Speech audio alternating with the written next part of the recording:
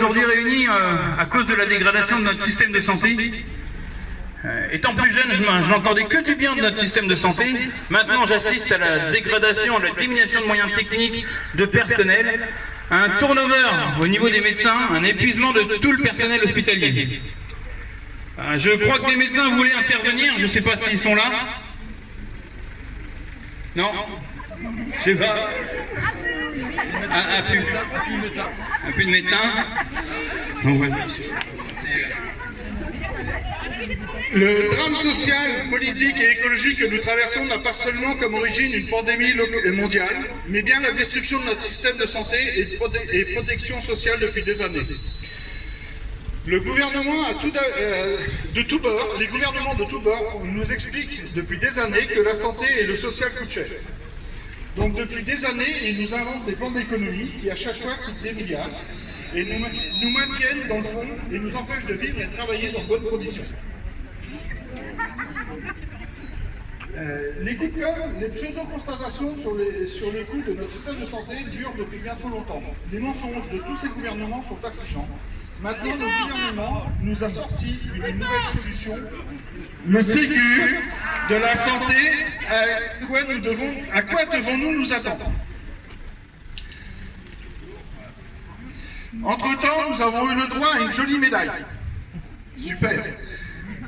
La course au symbole ne soulagera pas nos attentes. Nous avons aussi le droit à une prime ne tenant compte que de statistiques de toutes sortes, ne reflétant qu'une théorie de papier et en aucun cas la réalité de terrain, et aucunement l'organisation des efforts mis en place par les établissements. Et surtout, celui d'Argentan. Nous devons vous parler de cette prime qui vous fait tant grogner. Savez-vous comment elle a été attribuée ? Après avoir fait un calcul entre la taille de notre établissement et son activité Covid, ce chiffre a été comparé à ceux des autres établissements de santé français. Cela veut dire que tous les efforts accomplis par notre équipe pour se former, se protéger et protéger les autres ne comptent pas. Tous les efforts d'organisation professionnelle, d'organisation personnelle, de mobilisation et de mise en commun des connaissances et de l'expérience ne comptent pas. Seuls les établissements qui ont un chiffre comparable aux établissements des 40 départements les plus touchés ont reçu cette prime. Cette prime génère des jalousies entre les services et les hôpitaux, ainsi qu'une sensation de mépris de la part de notre gouvernement envers les acteurs du système hospitalier. Tout ce qu'on ressent, nous, c'est du mépris pour tous les professionnels de l'hôpital. Nous voulons de l'égalité, le diviser pour régner, et ça suffit.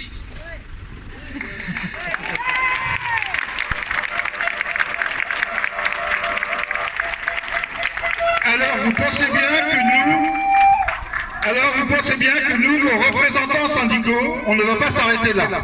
Il y a bien d'autres moyens de reconnaître les professionnels. Mise en stage massive pour celles et ceux qui le souhaitent, notation exceptionnelle des titulaires les plus impliqués, création des emplois d'été pour nous remplacer, avoir du personnel suffisant par rapport au nombre de malades. Et c'est là où on attend une réponse forte de nos élus locaux, de notre directeur et notre agence régionale de santé. Le ministère de la Santé et son représentant régional, l'ARS, ne récompensent pas forcément la qualité, mais plutôt l'obéissance dans l'application de mesures purement économiques, quelles que soient leurs incidences. La santé n'est pas une marchandise destinée à faire du business, mais c'est bien notre richesse à tous. Nous nous sommes rendus compte, grâce à ce qui est arrivé avec le Covid, que le système D a été efficace et le moins cher que certains achats imposés et normalisés par le GHT. Si les médecins veulent venir pour s'exprimer, d'un point de vue général, nous pouvons dire que nous sommes épuisés. Le système de soins actuel ne répond plus aux besoins. La politique de gestion de santé est hors propos et en dehors de la réalité. Le patient et le soin doivent revenir au centre des préoccupations. Bien souvent, les tensions permanentes sur les lits, les moyens humains et matériels ne permettent pas de travailler dans des conditions de sécurité et d'éthique satisfaisantes. Nous voulons avoir les moyens de pouvoir soigner.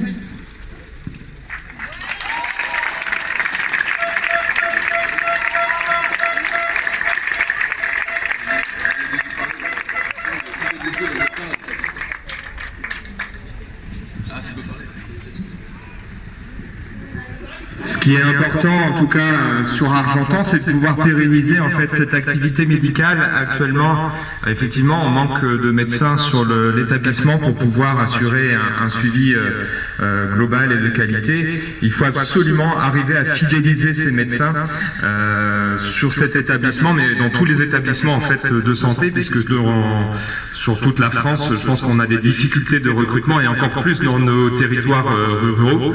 Donc c'est important de pouvoir fidéliser ces médecins et en fait ne pas forcément avoir recours à cet intérim qui pourrit le recrutement, en tout cas médical. Et il faut absolument revaloriser aussi les carrières, qu'on arrive à, si vous voulez, à intégrer en tout cas de façon importante ces médecins, de pouvoir recruter dans de bonnes conditions. Et je crois que c'est important en tout cas pour nous, pour pouvoir pérenniser nos actions et qu'on soit ensemble et solidaires dans des actions efficaces en tout cas pour l'intérêt du patient. Voilà.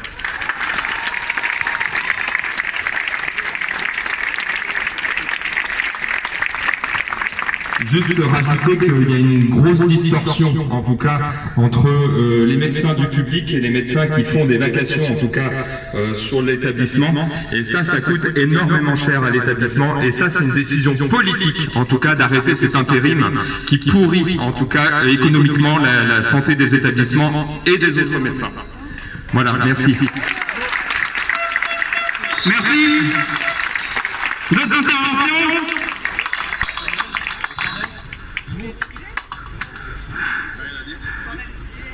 Ok, bon, ben c'est parti alors, on y va.